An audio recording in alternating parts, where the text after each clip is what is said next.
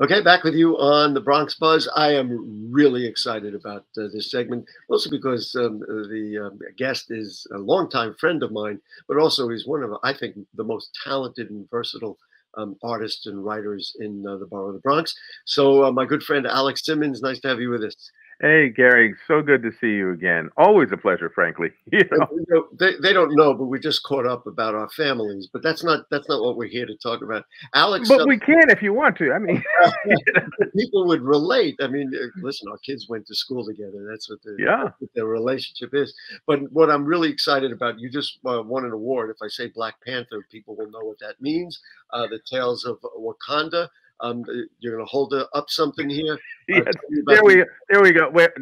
Then we got to get it right on the kit. No, it goes this way. There we go. Okay. Yes, this is an anthology of 18 stories about the Black Panther and Wakanda. So it's not just the Black Panther, but it's the world of Wakanda. And the anthology was conceived by the journalist and writer Jesse Holland, who pulled together 18 other writers, myself included, to do individual stories about the Black Panther, about the Dora Milaje, about Wakanda itself, about the lineage, all of that.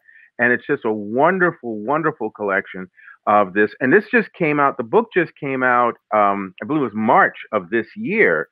But they also did an audio book version of it, and that just won one of the best awards.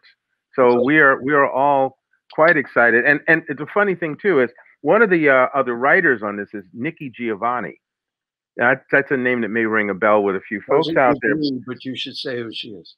Nikki Giovanni is one of the well-known Black poets from geez, I think it goes back to the late 70s, 1970s. She's also a professor and a number of other scholarly pursuits and accomplishments. But she's very well known as a poetess and a writer. And I met her when I guess she was in her 20s and I was like 18 or something like that. We just met when she was doing an interview and we talked. It was like suddenly we became fast friends. And then I didn't see her for like decades. And then we ran into her again at a Comic-Con, which was funny. Over this project. Right. And no, it was a different project in South Carolina. And then we didn't see each other for another like 10 years. And then suddenly here we are in this book. So the universe is saying something about Simmons and Giovanni that we are, connecting every now and then to work on something, do something, see something, talk about something, and then onward again. So. I want to rewind the clock. So, sure. Launched right into that. Your background, though, really has been as a comic book writer. You won the Inkpot, the prestigious Inkpot Award in 2017. Talk to me about comic book writing, what you did, and maybe how it has grown and developed into even other things that you work on now. Well, the funny thing about it is, for my mother, a dear, lovely, warm, wonderful person as she was one of, she was from that generation that basically saw comic books as funny books. They had no purpose other than some sort of minor entertainment, and it wasn't real literature, it wasn't real writing or reading. But she never stopped me from reading them. She never stopped me from enjoying kids shows and things like that. And so the bottom line was, I had this active imagination. I was always making up stories and playing with my action figures, not dolls, now action figures. and so my mind was always whirling with these possibilities. And so as I grew up, I actually went into acting first. I graduated high school of art and design, studying art, and illustration, and then pursued acting. And for a number of years, I did some stage work and some, extra work in films and a little bit of work on television and voiceover work. We get to the comic books, and then you created a Blackjack, which was an iconic character. Right. Well, what I was saying is the comic book connection was the writing in that of going from performing to writing and from writing plays and things to writing comic books. And so, again, the imagination was just crazy. And yes, I created this series called Blackjack, which is about an African-American soldier of fortune in the 1930s. This is one of the books. This is one of the prose books about him. But, it's a Black action-adventure hero. And again, from my childhood, there weren't any. There was always white action-adventure heroes, white detectives, white monster fighters. And in my head, I wanted to be able to do that kind of cool stuff, or imagine myself and my friends doing that stuff. So when you get older, if you're fortunate enough, you can follow that sort of pathway and create what wasn't there. And so that's what I got to do. There's a very fascinating development there, because I don't know that we've talked about these kinds of things for years. I don't know that I've ever heard you say it was kind of your fantasy acting that created that character. I'm not aware that you're maybe. Normally when we talk, we're talking about the Kids Comic Con, which is a whole nother thing, and some other stuff. So yeah, I don't think I've had the chance to speak on that. And then the other thing I want to tell you, when I was a youngster, my parents, who were both educators, were very concerned, because me and my brothers, all we read were comic books. And I think they went to our pediatrician and they said, they seem to be smart guys, but they all they read is comic books. And the pediatrician said, just as long as they're reading. And exactly. So, I think even there was one point my father put the DC comics at the top of the closet so we couldn't access them. But then ultimately we got them back. You do a lot of teaching. You and I, we talked about it earlier on our other program, Bronx Talk. You had brought kids who are creating comic books.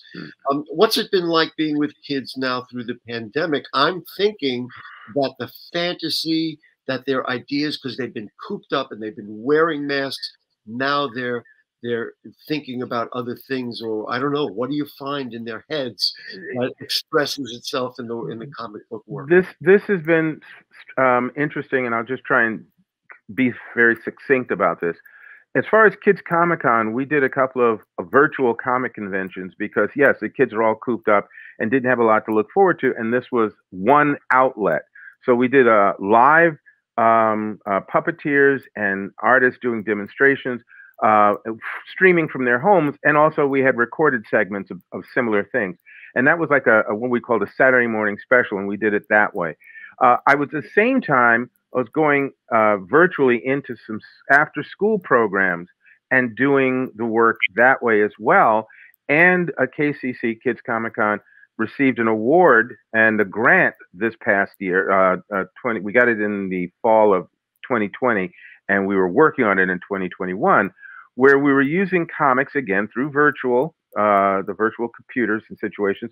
We were working with young men, African American men and Latinos, and using comics to explore racial identity and to explore heritage and culture, and how they see their future and the world. And so literally the imagination, or the imaginary power of comics to envision anything and suddenly create it, was very powerful during the pandemic. What was challenging was that kids were spending so much time on computers doing the schoolwork and everything else that you had to approach teaching a fun activity differently on computers. You had to not think of it the same way, like a sort of an organized workshop.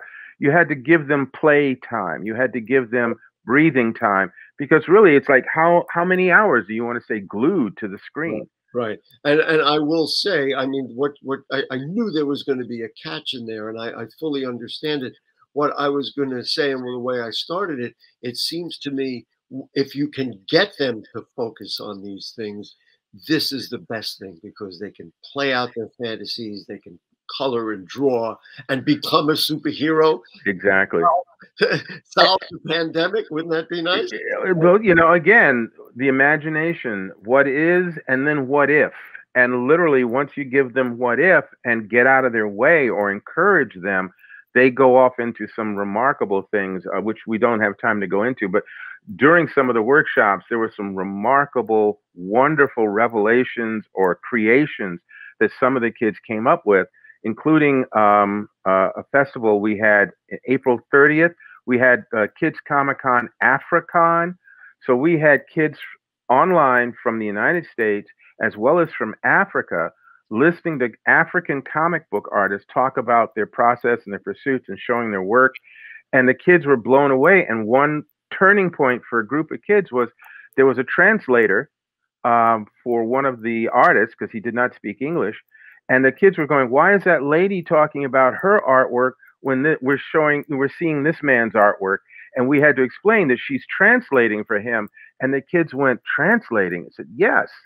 And it was like, it appeared to be the light bulb went on for them, that they had not realized that even existed, that people could translate from African dialect into English, and yet this man is talking about something they understood, which is drawing comics and having an imagination creation. And you, we don't have time to do that, but you to talk in detail about it. You've traveled the world, literally talking about comic books, which I have learned through you is a universal language. Absolutely. Russia, Africa, Serbia, Russia, Serbia, Holland, Amsterdam, and Haarlem in the Netherlands.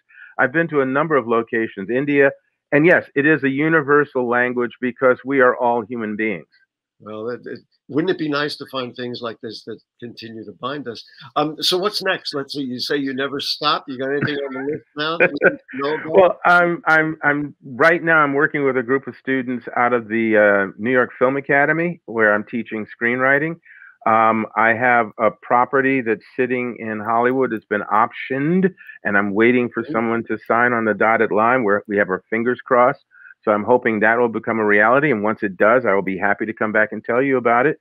And we have a couple of really great projects coming up for kids with comics through Kids Comic-Con. So I'll be talking about that the moment it's locked in its definite form and dates. When I think about the best of the Bronx, Alex Simmons is on my list because you're just doing it. It's not about fame. I mean, a little fortune wouldn't hurt anybody. Yeah, it would be nice, but But you're doing it because it's the right thing to do. You found a vehicle to communicate to people, to bring people together. Your social media, how do people get to you? I will say that quickly, or you can post that, but I'll just back you up with one quick thing, and I'll just simply say that I've been blessed enough that kids I started teaching when they were 13 years of old here in the Bronx, 13 years of age, are now in their 30s, and many of them have come back to tell me the positive impact that the arts have had. So yes, you're absolutely right. You're absolutely right. I can be found on Instagram at Simmons Alexander. That's my name backwards. On Facebook is Alexander Simmons or Simmons Here and Now. And again, look me up. We got to run. We're going to run out of time. The great Alex Simmons, my neighbor, my friend, my brother. And my Bronx boy. Yes, there you go. We are. Homies. Right. Thanks to David Westenhaver and to Alex Simmons. We'll see you next week. Good night.